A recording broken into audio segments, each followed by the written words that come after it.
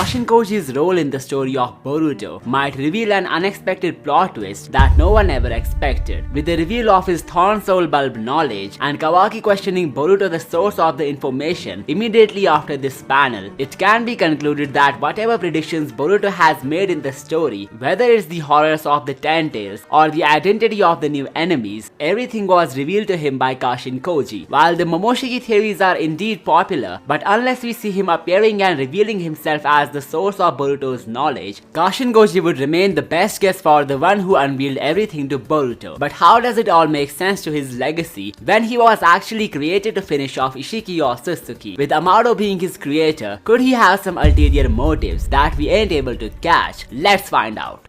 Ever since the early days of the series, Kashin Koji teaming up with Boruto theories were really popular since it aligned with the relationship of Naruto and Jiraiya. While the Naruto era did not traumatize the protagonist like Boruto, the role of Jiraiya was still vital to Naruto's character development as it introduced him to the will of fire, a belief that cleared his path to fulfill his dreams. But the collaboration between Boruto and Kashin Koji works in a completely different manner. He wasn't the fuel to his will of fire, as the young lord was strong enough to not go let off this belief. It's not only reflected when he left Konoha, but also during the time when he came back to take the sword of his master. As much as Two Blue Vortex has revealed till now, Koji's role is to help Boruto in protecting the world, as well as revitalizing Sasuke. He has given him a lot of knowledge whose source is too mysterious, like the awakening of the Shinjus, horrors of the Ten Tails, and the latest mystery item, the Soul Thorn Bulb. Before we move on to the interesting theories on how the clone of Jiraiya knows so much, let me introduce a detail that many of you might have missed, but it could have a huge foreshadowing about the character of Kashin Koji. He was introduced in the same chapter as the Shinjus in Two Blue Vortex, and I don't think it's a coincidence at all. If you compare Kashin Koji to Hidari, you will find some really interesting similarities. For example, both of them are clones of some human being, but do not have the memories of their past lives. Koji believes he is connected to Konoha by fate, and Hidari feels the same way for Sarada. He believes devouring her would provide him the enlightenment that he's seeking, and in case of Koji, he's trying his best to protect the village that he feels connected to. This similar cloning process cannot be a coincidence and only hints that Amado might have deliberately set things up, which led to the Shinju awakening. The technology he used to create Koji could be similar to how the Ten Tails clones of Hidari, Masuri and Bug were formed. The transfusion of chakra in a way that the clone won't have any memory of his past life, yet he would feel some connection to things that were close to his human counterparts. In Koji's case, Jiraiya's most precious thing was his village, for whom he sacrificed his life. Similarly, Hidari's instincts made him go after Sarada, the one who was the most important to Sasuke. The same goes for Masuri, since Moegi could have some romantic feelings for Konohamaru, and looking at how Bug was living with Aida for a good amount of his life, it makes sense why she was made his instinctual target. We are then left with Jura, and I find it sensible for him to go after another Biju. It only reflects the care and concern of the Ten Tails for their own kind, but for some reasons, it manifested in a grim way for the Shinjus. However, the cloning process of Kashin Koji was safe from going downhill, possibly because he was created with the purpose of getting rid of Ishiki or Suzuki. The Shinjus did not have a predetermined will, so they straight up went to annihilate the close ones of their human counterparts. Now this is just the tip of the iceberg. There is a lot to uncover for the role of Kashin Koji as we understand the source of his unique knowledge. While it was hard to predict how Koji would have known about the horrors of the Ten Tails as well as the names of these entities, with the introduction of the Thorn Soul Bulb that Koji seems to have seen before, everything has started to make sense. Amado Sanzu, the scientist who could have an interesting backstory, might have planned the awakening of the Shinjus. Take a look at this drone-like device that instantly revives Delta once it reaches the experiment site of Amado. Its claws look very similar to the Thorn Soul Bulbs, raising the possibility of a possible connection. On closer inspection, even the interior of this device looks a lot like the Rinnegan pattern of the Thorn Soul Bulb. Even the Shinjus have a Thorn Soul pattern on their back, which adds more sense to all of this. So could it be that these new items were also made by Amado? Well, as we know from an earlier chapter, he knows for a fact that Kawaki's Kama is made by him, as he can identify all his creation at first glance. He does this by integrating some secret marks within the things that he creates that only he can recognize, similar to how how an artist can identify his own art style, Amado can recognize his inventions at one go. In case of the Kama seal, he added a secret mark that only he could detect, but the visual similarities of the Thorn Soul bulb and Delta's device has made it obvious that Amado was behind both of them. Another mind-blowing thing is that both of these items were used to revive the dead individual who was associated with them. While the drone item revitalized Delta, the Thorn Soul bulb can revive Sasuke, whose chakra fueled the birth of Hidari. Even the way these items levitated and reached to their destination at their own can also be taken as a hint for their potential connection. So are these the only indicators for us to conclude that Amado is behind the Soul Thorn bulbs and potentially the Shinjus as well? The answer is surprisingly a no. There are a lot more hints indicating the scientist is conspiring something behind the back and was indirectly involved in the Shinju awakening. As for how Kashin Koji knows about the Soul Thorn, he could have seen Amado doing some experiments with it back in the day when he was creating powerful cyborgs that Kara had to disband. We know these overpowered cyborgs had the DNA of Shibai or Suzuki, and this only hints at one thing. The remains of Shibai that have been infamously mentioned in chapter 75 could actually be the soul thorn of the god of Suzuki. Maybe after his ascension to the higher plane, his remains got condensed into a soul thorn bulb, which is why the residue of his body was not shown. Kishimoto did not want to spoil it for us, so he just decided to keep things for the later of the story. There is no better way for Koji to see the soul thorn bulb other than the laboratory of Amado, where he must have been experimenting with extraterrestrial DNA. It's not just the items that he was using to create cyborgs which make him really mysterious, but he even used the vulnerabilities of all the Kara members to his advantage. He used Kashin Koji to trigger the true form of Ishiki and expected him to die, but he surprisingly ended up alive and even unlocked free will. This was apparently a miscalculation on his side, as the scientist might not have expected him to survive against Ishiki, but the reason that motivated Koji to help out Boruto even after the Otsutsuki threat was gone is apparently the DNA of Ishiki that was used to create the claw grimes which turned into the Shinjus. So as long as these creatures who came into existence through the karma of code are not handled, Koji would continue to help Boruto in every possible way, from teaching him broken techniques to secretly keeping an eye on the Leaf Village. He is doing everything in his power to stop the worst possible future from happening, but he wasn't the only one whom Amado used in his favor. Even though it was a lot easier to control him, after all he was modified by the scientist himself, but Amado was even able to predict the feeling of powerlessness that Kawaki would go through, which would eventually make him crave the powers of the long lost karma, and that's exactly what happened. Kawaki felt weak and inferior, and since Amado had seen this coming, he already modified him with the karma without his knowledge, which eventually drove Kawaki to the extent of becoming fully dependent on this weapon. The scientist even knows what's going in the minds of his other cyborgs, which is how he was able to make Aida and Daemon switch up, leaving Code with the feelings of vindictiveness and jealousy, which is what led to the rise of the claw grimes. There is a lot more that the scientist has done behind the scenes, which makes it clear that he knows a lot more than what he has revealed. For example, he modified Aida and made her fall for Kawaki, and I really don't believe it was a coincidence. Kawaki is Amado's most precious tool, the key to reviving Akebi or whatever lies in the karma. By making him the love interest of Aida, he indirectly gave him a plot armor to ensure his safety. But that's not all. Just look at the teammate of Kawaki. It's the cyborg Delta, the clone of his daughter. If Kawaki ever gets pushed to the verge of death, he would have no choice but to give his karma to Delta, fulfilling the plan of Amado that he has been longing for so long. Not to mention, in his eyes, Kawaki should be Boruto, so if he made Delta his teammate with that point in mind, there wasn't any reason for me to put so much stress on this decision. But just because he knows Kawaki holds the karma of Akebi, all of it makes more sense. There are even theories of Amado projecting Ishiki's hologram to Code, as he could be seen mumbling to himself in the manga after this sequence. This would mean that he himself was responsible to get the cyborgs, claw grimes, and the Shinjus into the plot. And the only person who knew all of this from the beginning was none other than Kashin Koji. Even though Amado checked all the boxes while planning his secret schemes, there was one thing that he was unaware of in Koji's case, which would turn out to be his biggest obstacle. As mentioned by Ishiki or Suzuki, all genes are predestined by fate, and since Koji was made from Jiraiya's DNA, he was not just meant to bore a mighty fate, but also a prophecy that came back with the passage of time. Just like how Jiraiya trained the shinobi who determined the fate of this world, Kashin Koji ended up on a similar endeavor after he encountered Boruto, who could be the true child of prophecy. He was bound to guide the savior of this world, as Ishiki entitled him as the Star of Change, someone who would bring a change in this world, likely by helping the Star of Hope. But this fateful encounter was just the beginning of Kashin Koji's humongous role in the story. If you came so far, please consider subscribing for your regular dose of entertaining Boruto content. The problem with the team up of Boruto and Koji starts to build from the existence of Omnipotence. Cole was shown to be at the Ten Tails dimension, yet he was affected by this spell. This means Kashin Koji identified Boruto as Kawaki in the beginning, and then he had to put his fate on his narrative that he's actually the son of the Hokage. Looking at how Boruto was taught the Rasengan Uzuhiko, I'm pretty sure that Koji believed his story about the switcheroo, but we are still not sure whether he was immune or not. There is no reason for him not to be immune, unless he is somehow related to the divine tree and has developed resilience to any such spell. Koji's immunity would mean he knows a lot too much about Amado, which may include his knowledge of omnipotence as well, something that even Momoshiki wasn't able to grasp. Well, to understand whether omnipotence had affected Koji or not, we will need to figure out his motivation to find Boruto, and whether he would have assigned the same job to Kawaki. I believe after seeing the dark experiments of Amado, as well as the devastating items such as the thorn soul bulb, Kashin Koji figured out that something bad was about to happen, and how leaving Code with the claw marks would lead to the worst possible future. The dystopian future that he was worried about was obviously the wrath of Jura on the Konoha village, or the attack of the Shinjus in general on the Leaf, if not the whole shinobi world. Again reinstating how he finds himself connected to the village, and when he realized some danger is approaching it, he went on his quest to find the savior, whom he was destined to meet. He then found Boruto, and their first encounter must have started with a fight. The analytical skills of Koji must have been sharp enough to conclude that it's not the rogue's child who was modified by Kara, but it's actually the child of the Hokage, whose abandonment of the village is a surprise in itself. The thing that made him have faith in the omnipotence narrative must be the awakening of Momoshiki, the incident that frightened Koji and Boruto so much that it even reflected when his karma got resonated with Kawaki in chapter 7. So it must be only after seeing Momoshiki that Kashin Koji was assured about the identity of Boruto. Well, this may be how he would have put his faith on the young lord, making more sense than immunity theories. On top of that, it was naturally hard for Kashin Koji to put his trust on Kawaki when it comes to such a big endeavor. Kawaki would have straight away to annihilate Amado if he had came to know about his involvement in any of this. But that's not how Boruto does things, as his main focus would be to solve the situation at hand instead of wasting time with people who cannot undo the mess even if they started it. So assuming Koji got his Sonthol intel and the knowledge of the Ten Tails from Amado, there are some theories which hint at the Ten Tails plot happening even before there was any sign of Kawaki or the karma experiments in the story. We know the scientist started working for Jigen for the sake of reviving his daughter. That's what was revealed to us from the mouth of Amado, and Aida also confirmed the existence and death of Akebi Sanzu. However, her expressions in chapter 75 indicate that there might be some consistencies in what Amado was narrating to everyone. Even Momoshiki was suspicious of the scientist, meaning that there is something going on behind the scenes. Moreover, the existence of the Ten-tailed seedling is also a mystery, and if you look at Amado's tech, it looks a lot similar to the monuments and sigils of the Ten-tails dimension. Well, could it be that Amado was not just experimenting with Otsutsuki DNA, but Ten-tails data as well? Think of it this way: Kashin Koji, the right hand of the old man, knows a lot about the Shinjus, which means he must have seen them before. And if they had existed before the events of Two Blue Vortex, it means they were created by Amado. Now Hidari Bug and Masuri cannot exist before, obviously because they were formed by the chakra of humans. This leaves us with Jura, the only Shinju who could have come to existence long before the code incident. So what if Jura was formed when Amado was experimenting with the Ten-tails DNA, and the one who defeated him back then could be none other than Kashin Koji? Now the reason I think so is because Boruto was certain that killing Hidari is not gonna harm Sasuke, and it was also known to him that destroying a Shinju forms a thorn soul bulb. So by this we can conclude Kashin Koji must have destroyed a Shinju before, which is how we saw him turning into a soul thorn, and this knowledge was passed down to Boruto. That's why he was so confident in destroying Hidari. But this leads to a few questions, like if Jura had already appeared before, it shouldn't have been possible for Koji to deal with him considering how strong he really is. But the point here is that Koji did not defeat the Jura whom we can see in the story at present. Rather, it was a similar humanoid Ten-tails made by Amado. He could have been of the overpowered cyborgs that Kara decided to disband, but for some reason Omnipotence, the key to creating more such entities, was given to the White Karma Wielder Code. Well, even though his role in the story has been reduced to a clown, there is a good chance for him to serve a major role in the upcoming chapters. Make sure to subscribe as I will bring a video explaining this very soon. Also check out these videos where I explain the return of the Uzumaki clan as well as Boruto's new powers.